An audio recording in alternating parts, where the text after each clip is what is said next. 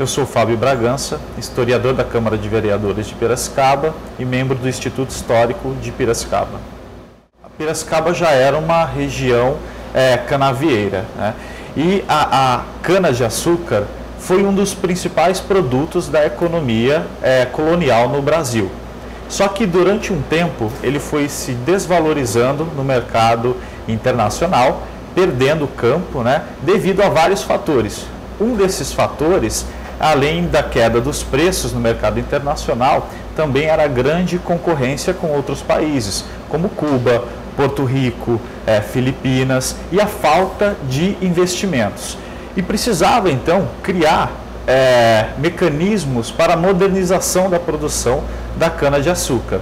Então foi criado um grande plano de instalação de alguns engenhos no Brasil, principalmente nas regiões onde já existia a cultura canavieira. Então Piracicaba foi uma dessas regiões contempladas com a instalação de um engenho central. O engenho central, não só o de Piracicaba, como esse plano de instalação de engenhos, ele foi muito importante porque foi uma forma de incentivar, né, a mecanização da produção. E o Engenho Central de Piracicaba, desde o seu projeto, ele já tinha algo de diferente, porque mesmo durante o período da escravidão, ele já se utilizava de mão de obra assalariada. Então foi uma forma também de colocar já o trabalho dos imigrantes de uma forma assalariada e também de fazer a mecanização da produção com a introdução de máquinas, né? Então foi muito importante a instalação desse engenho central, porque nas regiões onde eles foram instalados, atraiu novos investimentos, atraiu a atenção do governo também e atraiu a mão de obra imigrante que chegava no país. Então foi uma forma de poder entrar no mercado e competir novamente com os outros países que já tinham avançado na questão da produção de cana-de-açúcar. Vale lembrar também que a produção não era só de cana-de-açúcar, né? No auge da produção, o Engenho Central de Piracicaba produziu mais de 100 mil sacas de açúcar e também produziu álcool, em torno de 3 milhões de litros anualmente. Em 1974, o Engenho Central foi desapropriado, né, virou patrimônio histórico e a prefeitura passou a investir e adaptar esse espaço para receber diversas formas de manifestação, tanto artística como cultural. E foi uma forma de poder adaptar o espaço e devolver esse espaço à sociedade, oferecendo nele, que é um espaço histórico, né, oferecer possibilidades de manifestação artística, onde a população tivesse acesso à cultura de uma forma gratuita. Então, foi uma grande sacada, digamos assim, da Prefeitura de Piracicaba.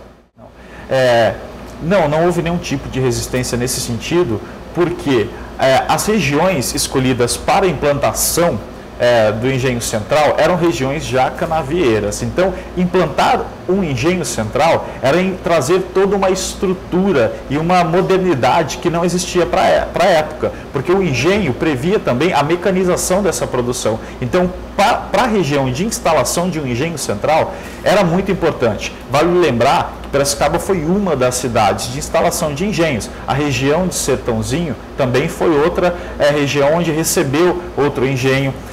Rio de Janeiro também recebeu, sul de Minas, e o oeste paulista tem essa característica canavieira, né? Então para ela foi muito importante, ela viveu essa história de implantação de engenho, de utilização de mão de obra imigrante, de mecanização da produção. Então isso foi muito importante, não só para Piracicaba, como para toda a região. Então não houve nenhum tipo de resistência, muito ao contrário, as regiões abraçaram a ideia e faziam questão com que os engenhos fossem instalados na região.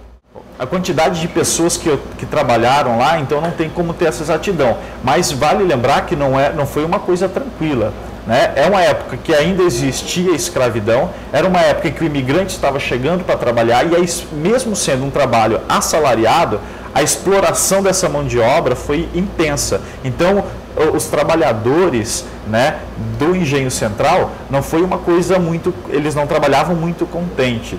Há registros de manifestação, de descontentamento salarial, de descontentamento com as horas trabalhadas, inclusive com o encarregado que era muito severo né, e obrigavam as pessoas a trabalhar muitas horas. Então, é pioneiro o trabalho assalariado no período da escravidão? Sim, mas não foi uma coisa tão tranquila, porque houve sim manifestações, houveram embates e houveram grandes problemas com essa questão dos trabalhadores.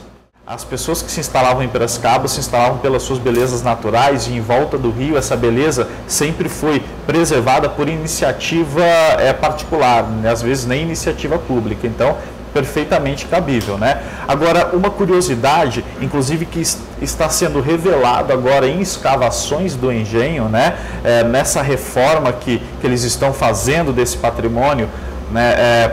Para o teatro que estão construindo, tem uma equipe trabalhando lá e eles descobriram diversos objetos indígenas na região do engenho, e que para muita gente pode parecer novidade, mas há relatos de viajantes, né, que viajavam pelo interior do estado em expedições e que falavam que essa região de Piracicaba até a região também do rio Tietê era povoado por índios. Então não seria nada surpresa você descobrir em toda essa margem vestígios indígenas, objetos. Então, com essa reforma do patrimônio, a gente está descobrindo e está trazendo à tona esses objetos indígenas, né, que mostra, na verdade, quem foram esses primeiros habitantes de Piracicaba antes dos portugueses, né? Então isso é um fato curioso, é algo que está sendo resgatado e que será preservado no Museu do Açúcar. Então isso é muito importante.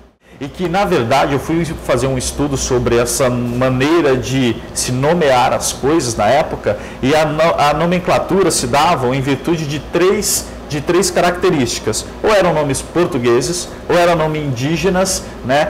Na verdade, 4. Nomes portugueses, nomes indígenas, nomes que tinham características com o relevo, né, a característica geográfica, ou nomes religiosos. Então você encontra Campinas, tem a ver com a geografia, né? Quando você encontra, por exemplo, Santo Antônio de alguma coisa, ou São Pedro, por exemplo, que é aqui do lado, nome religioso. Quando você encontra Piracicaba, você tem nome indígena, né? Mogi, Mirim, Mogi Guaçu, que quer dizer Rio Pequeno e Rio Grande, nome indígena. Se você pegar 90% das cidades do estado de São Paulo, é nome indígena. Isso é muito interessante. É uma forma de resgate, de preservação, que talvez não tenha sido intencional, mas que marcou e existe até hoje. Então é interessante verificar também a nomenclatura dadas às cidades.